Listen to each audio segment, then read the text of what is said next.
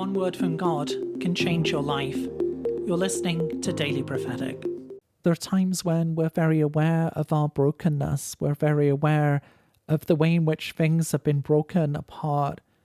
And we hold them asking, can they ever come together? I see an image of someone welding. And when two pieces of metal are welded together, the bond itself becomes stronger than the metal. It becomes stronger than what was there originally. And the Lord's saying, I'm bringing my restoration. I'm bringing my healing presence. And when I restore, I make it better than it was before. When I bring together, that will be stronger than ever before. Don't look at your own vulnerability. Don't look at your own fragility and weakness, but know that I am the one who is strengthening you. Know that I am the one who is bringing things together in a way that will be secure and solid.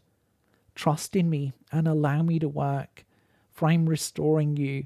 I'm making you stronger than before. To receive a personal word, click on the link in the top left of the screen or visit requestword.com.